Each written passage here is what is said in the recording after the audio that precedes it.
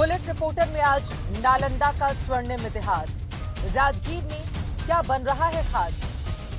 नालंदा के वोटर्स को किससे है आज? और सीएम साहब के गांव को कौन आ रहा है रात? नमस्कार, हिंदुस्तान की उस धरती से आप सभी का स्वागत है जिसने विश्व को पहला विश्वविद्यालय दिया, नालंदा विश्वविद्यालय, और उसी के गेट पर इस वक्त मेरी मौजूदगी है। इस विश्वविद्यालय की स्थापना कुमारगुप्त प्रथम ने, जो गुप्त शासक थे, उनकी ओर से की गई थी और 8वीं से लेकर 12वीं शताब्दी तक यहां पर छात्रों की भरमार रहती थी। न सिर्फ हिंदुस्तान से बल्कि विदेशों से भी छात्र यहां पर पढ़ने के लिए आते थे। एक बार में 10,000 तकरीबन छात्र और 2,000 शिक्षकों से गुलजार रहने वाला ये विश्वविद्यालय अब एक तरह से इसके अवशेष ही यहां पर बचे हुए हैं, जिसको देखने के लिए दूर दूर से पर्यटक यहां पर खिंचे हुए चले आते हैं। वैसे नालंदा की एक और पहचान है, ये इलाका मुख्यमंत्री नीतीश कुमार का गढ़ है। तो आज नालंदा से एक तरफ नीतीश कुमार के कामकाज की होगी पड़ताल, तो वहीं दूसरी तरफ समूचे बिहार की शिक्षा व्यवस्था का भी जानेंगे हाल। यानी आर्यावर्त के इतिहास की वो अनमोल धरोहर जहां से उदय हुआ शिक्षा का सूर्य, सदियों तक सारे विश्व को ज्ञान के उजाले से रोशन करता रहा। 5वीं सदी से ही भारत को विश्व में शिक्षा के केंद्र के रूप में स्थापित करने वाला नालंदा विश्वविद्यालय पर पाटलिपुत्र की धरती सदा गौरवान्वित रही। लेकिन वर्तमान के हाथों से फिसलती वक्त की रेत के साथ साथ शिक्षा का वो गौरवशाली इतिहास आगे बढ़ गया और बिहार खुद कहीं पीछे छूट गया। यदि पिछली जनगणना के आंकड़ों को आधार बनाया जाए तो एक ऐसी तस्वीर निकल कर आती है जिस पर शायद ही बिहार का कोई व्यक्ति गर्व। साक्षरता दर के मामले में बिहार देश के सभी राज्यों में आखिरी पायदान पर आता है, जहां संपूर्ण भारत की साक्षरता दर 74.04% है, तो वहीं बिहार की साक्षरता दर केवल 63.8% है। देश में सबसे कम साक्षरता दर वाले 5 राज्यों में बिहार टॉप पर है। अभी जो हमारा नालंदा जो है, जिस तरह से ये इसका गौरव होता था, जो हमारा भारत देश जो विश्व गुरु हुआ करता था, वो अब कहीं नहीं, अब एक खंडर के रूप में बना हुआ है। और यही इतिहास इसका चिक चिक कर जवाब दे रहा है कि बिहार का शिक्षा भी कहाँ चला गया। यही बात है।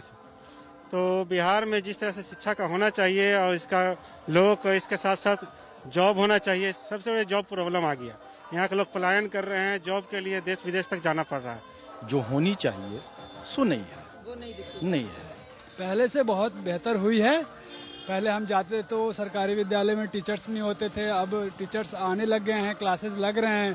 पहले लंच से पहले लड़के बच्चे भागने लग जाते थे, अब पूरे कंप्लीट क्लासेस कर रहे हैं, सब बाहर आ रहे हैं लोग। बहुत ही ट्रिमेंडस बदलाव होना चाहिए। बहुत ही लचर है शिक्षा व्यवस्था यहाँ की। आप चाहते हैं कि सरकारी स्कूलों में बड़े बड़े लोगों के भी बच्चे पढ़ें? कंपलसरी हो, कंपलसरी कर दिया जाए 10 तक। हाँ। कि सरकारी स्कूल में ही पढ़ें। हाँ, तब उसके बाद जो करें, लेकिन कंपलसरी हाई स्कूल तक होना तो चाहिए। इससे क्या फायदा होगा? उससे फायदा यह होगा कि पढ़ाई ठीक होगा। अधिकारी लोग के बेटा पढ़ रहा है तो अधिकारी लोग भी ध्यान देंगे, मंत्री का बेटा पढ़ रहा है तो मंत्री ध्यान देगा।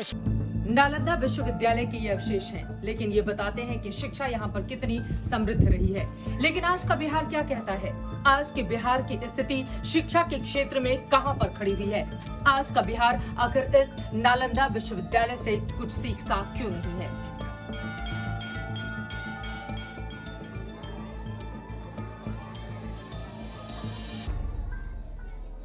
शिक्षा की नींव पर ही किसी राज्य की बुलंद इमारत खड़ी होती है। बिहार में बड़ी चुनौती इसी नींव को मजबूत करने की है।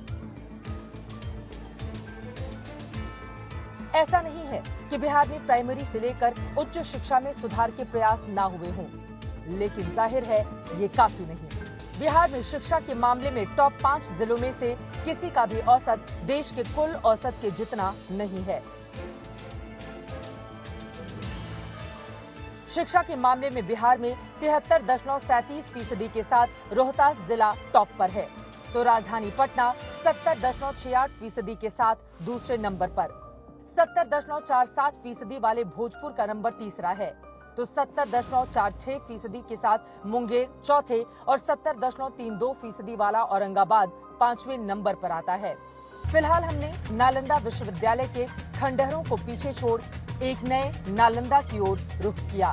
नालंदा से 12 किलोमीटर दूर हम आ चुके हैं राजगीर के पिलखी में और यहाँ पर 455 एकड़ की भूमि पर बन रहा है नालंदा की तर्ज पर ही एक अंतर्राष्ट्रीय विश्वविद्यालय, जिसमें न सिर्फ हिंदुस्तान बल्कि विदेशों से भी छात्र पढ़ने के लिए आएंगे। तैयारियां यहाँ पर जोरों पर हैं, लेकिन सवाल यही कि अंतर्राष्ट्रीय और राष्ट्रीय स्तर पर ये विश्वविद्यालय बनने के बाद छात्रों को अपनी तरफ कितना आकर्षित कर पाएगा। ये कोशिश है एक नई लकीर खींचने की, लेकिन बिहार की वर्तमान शिक्षा व्यवस्था को देखते हुए ये कहना मुश्किल है कि नालंदा में स्वर्णाक्षरों में लिखे इतिहास को राजगीर के सीने पर क्या एक बार फिर से उकेरा जा सकेगा। फिलहाल हम आपको लिए चलते हैं शहर की तरफ, जहां इन दिनों खाजा की दुकानों पर चुनावी चर्चा का जायका भी परोसा जा रहा है। अच्छा है नालंदा में नीतीश जी का है सर। नीतीश जी का पूरा इलाका है, उनके खिलाफ नाराजगी है कि उन्होंने बहुत अच्छा काम किया है यहाँ? काम तो भाई राजगीर के बहुत अच्छे काम कर रहे हैं, नालंदा जिला के तो अच्छे काम किए हैं सर। नालंदा राजगीर का अच्छा काम किया है उन्होंने। जी सर। तो एक बार फिर से यहाँ पर आप नीतीश जी को। जी सर। अच्छा काम किया है यहाँ? एकदम अच्छा काम किए हैं। सड़कें तो ठीक दिख रही हैं। एकदम बिल्कुल ठीक है, इस जिला में किसी प्रकार का कोई दिक्कत नहीं है। मतलब नालंदा में खाली नीतीश जी का नाम जी के एकदम चलेगा। किसका जोर चल रहा है? बस नीतीश जी का जोर चल रहा है। और तेजस्वी चुनौती दे रहे हैं, चिराग चुनौती दे रहे हैं। यहाँ कोई फर्क पड़ने वाला नहीं। यहाँ कोई फर्क नहीं पड़ेगा। नालंदा जिला मुख्यमंत्री नीतीश कुमार का गृह जिला है। इस लिहाज से बिहार में लोकसभा चुनाव हो या फिर विधानसभा का चुनाव या कहीं उम्मीदवार कोई भी हो, यहाँ नीतीश ही चेहरा होते हैं और उन्हीं के नाम पर वोट पड़ता है। नालंदा लोकसभा क्षेत्र में 7 विधानसभा सीटें हैं। 2015 में जेडीयू ने 7 में से 5 सीटों पर जीत का परचम लहराया था। इनमें नालंदा, हरनौत, राजगीर, अस्थावा और इस्लामपुर सीट शामिल है, जबकि हिलसा सीट पर आरजेडी और बिहार शरीफ में बीजेपी को जीत। वोटिंग से पहले हमने अपनी बुलेट के पहिए घुमा लिए उस उम्मीदवार के इलाके की ओर जो 1-2 बार नहीं बल्कि पिछले 6 बार से नालंदा विधानसभा सीट को अपने नाम कर रहा है। बिहार सरकार में कद्दावर मंत्री और 6 बार लगातार नालंदा सीट जीत चुके श्रवण कुमार जी इस वक्त हमारे साथ मौजूद हैं। 7वीं बार भी पूरी जोर आजमाइश है इस सीट को जीतने की। सर, कितनी मुश्किल इस बार की आपके लिए? इस बार तो बहुत आसान लग रहा है। पिछले बार थोड़ा कठिन था, लेकिन इस बार भारतीय जनता पार्टी का भी साथ है और मांझी जी का भी साथ है और वीआईपी पार्टी भी समर्थन में है, तो इस बार की जीत बहुत आसान है। और इस बार जो हम लोगों ने काम किया है बिहार में, उसका भी लोगों में बहुत असर है और मैं समझता हूं कि इस बार बहुत भारी मतों से यहाँ की जनता आशीर्वाद देगी। यहाँ की जनता मुझे चुनने का काम करेगी और लगता है कि पूरे बिहार में एनडीए की लहर चल रही है और एनडीए 200 सीट से ऊपर इस बार जीतेगी। तेजस्वी यादव नालंदा में थे, उन्होंने जमकर निशाना साधा, कहा है कि नीतीश के गढ़ में इस बार बहुत मुश्किल होने वाली है। तेजस्वी यादव कोई बहुत जानदार और शानदार नेता नहीं है।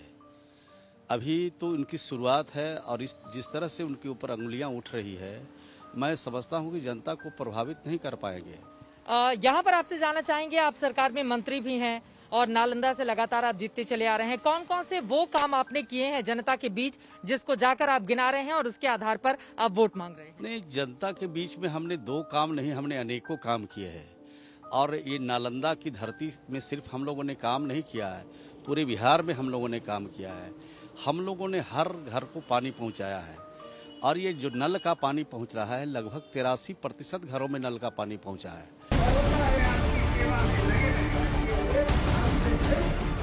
2010 में जब बीजेपी और जेडीयू ने साथ मिलकर चुनाव लड़ा था, तब 7 सीटों में से 6 पर जेडीयू को जीत मिली थी, जबकि 1 सीट बीजेपी के खाते में गई थी। ऐसे में देखें तो 2020 के चुनाव में आरजेडी के लिए अपने हिस्सा, जबकि देखने वाली बात होगी कि नीतीश के घर में एनडीए 7 सीटें जीतकर क्लीन स्वीप कर पाती है या नहीं, क्योंकि फिलहाल इस क्लीन स्वीप की राह में किसी दीवार की तरह ही मजबूती से अड़े हैं कभी जेडीयू के टिकट पर लड़ने वाले रवि ज्योति कुमार कांग्रेस पार्टी के उम्मीदवार इस वक्त हमारे साथ मौजूद हैं और आपको बता दें कि इन्होंने 2015 में बीजेपी के 8 बार के विधायक को हराया था, लेकिन इस बार कितनी बड़ी चुनौती है सर आपके सामने? मेरे अगर सही मायने में देखा जाए तो मुझे कोई चुनौती नहीं है। कोई चुनौती नहीं है।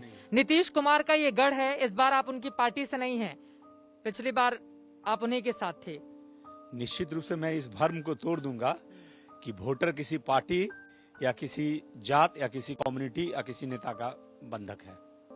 कौन से मुद्दे हैं यहाँ पर राजगीर में? राजगीर में यहाँ 3 मुद्दा बहुत भयंकर है, जिसकी वजह से मुझे आम पब्लिक, राजगीर का एक एक असहाय, वंचित, मजबूर, शोषित, जो वंशवाद के खिलाफ हैं, जो भ्रष्टाचार के खिलाफ हैं, जो दलालों के खिलाफ हैं, वो सारे एकजुट हैं इस बार हमें जिताने के लिए। तो आपको लग रहा है कि मतलब नीतीश कुमार को हराकर तेजस्वी यादव को मुख्यमंत्री आप लोग बनवा पाएंगे? यहाँ नीतीश कुमार तेजस्वी यादव की बात ही नहीं हो रही है मैम, यहाँ सिस्टम की बात हो रही है।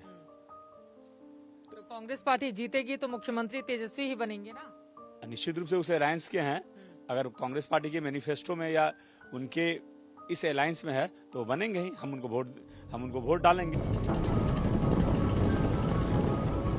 नालंदा का चुनावी माहौल भांपकर हमने बुलेट घुमाई नीतीश कुमार के गांव कल्याण बिगहा। नालंदा के कल्याण बिगहा गांव में यह है मुख्यमंत्री नीतीश कुमार का घर। कहा जा रहा है अभी कुछ साल पहले ही इसका निर्माण कराया गया, क्योंकि पहले इस घर का जो रंग रूप था, ये दूसरा घर जो आप देख रहे हैं बिल्कुल इस तरह से जर्जर अवस्था में था। इसी वजह से अब उसको तोड़कर इस नए घर को बनवाया गया है। लेकिन यहाँ के लोग मुख्यमंत्री नीतीश कुमार को लेकर सोचते क्या हैं? क्या नालंदा एक बार फिर से पूरी तरह से नीतीश कुमार के पक्ष में है या इस बार तस्वीर यहाँ पर बदल जाएगी? आइए इसी बात की करते हैं नालंदा के कल्याण बिगहा गांव से पड़ताल। वोटिंग में कौन है आगे, कौन नेता अच्छा है? नीतीश बाबू है। नीतीश बाबू का जोर है नालंदा में या तेजस्वी खेल बिगाड़ेंगे उनका? कुछ नहीं कोई बिगाड़ेंगे यहाँ। नीतीश बाबू ही है। इतना काम है उनको कह लो कि मजदूरी जेल नहीं पार लगेगा। अच्छा। जितना काम वहाँ बिहार में कर दी है कि कोई करेगा, उसका मजदूरी तो जेल नहीं पार लगेगा। वोटर आई डी कार्ड बन गया है? दे दिए बनने के लिए। इस बार फर्स्ट टाइम वोट करेंगे। अच्छा, वोट करोगे तो किसको वोट करने का मन है? नीतीश कुमार। अच्छा काम किए हैं? यस, अच्छा काम किए हैं। क्या अच्छा काम किए हैं? बिजली, सड़क, पानी, स्कूल में पढ़ाई, शिक्षा वगैरह सब सुधार दिए हैं। लेकिन इतना अराजकता था बिहार में, उसको सुधारे, उस पर शराबबंदी किए। शराबबंदी से तो इतना फायदा गरीब लोग को हुआ है जिसका कोई ठिकाना नहीं है। यूं तो नीतीश कुमार का गांव अपनी मिट्टी के लाल के गुण गाते नहीं थकता, लेकिन ये मतदाता हैं हुजूर, और अपनी मुट्ठी में ये किसकी किस्मत कैद किए बैठे हैं, ये आखिरी वक्त तक कोई नहीं जान सकता। 26 साल के नीतीश कुमार ने नालंदा की हरनौत सीट से पहली बार चुनाव लड़ा। उन्हें हार का सामना करना पड़ा। दूसरी बार भी उनको जीत नसीब नहीं हुई। 1985 में पहली बार वो विधानसभा के लिए चुने गए। साल 2000 में पहली बार वो बिहार के मुख्यमंत्री बने, लेकिन ज्यादा दिनों तक वो टिक नहीं पाए। उसके बाद आता है साल 2005, जब नीतीश कुमार एनडीए के मुख्यमंत्री के तौर पर शपथ लेते हैं, और तब से लेकर आज तक नीतीश ने पीछे मुड़कर नहीं देखा। अगर जीतन राम मांझी के छोटे से कार्यकाल को छोड़ दें तो नीतीश तकरीबन 15 सालों से बिहार के मुख्यमंत्री हैं। लेकिन इस बार 2020 में क्या एक बार फिर से जनता उन्हें सिर माथे पर बिठाएगी या फिर किसी और को मौका देगी, ये देखना महत्वपूर्ण होगा। लेकिन फिलहाल नालंदा की ज्यादातर जनता तो नीतीश कुमार के पक्ष में ही नजर आती है। लेकिन यही स्थिति क्या 10 तारीख को भी दिखाई देगी, इस पर बनी रहेगी आज तक की नजर। कैमरा पर्सन हिमांशु शर्मा के साथ चित्रा त्रिपाठी, नालंदा, हरनौत गांव। आज नमस्कार, मैं हूं अंजना ओम कश्यप। हमें उम्मीद है ये वीडियो आपको पसंद आया होगा। लेटेस्ट खबरों के लिए यूं ही देखते रहिए आज तक, और इस वीडियो के पसंद आने पर लाइक, शेयर एंड सब्सक्राइब करना ना भूलें।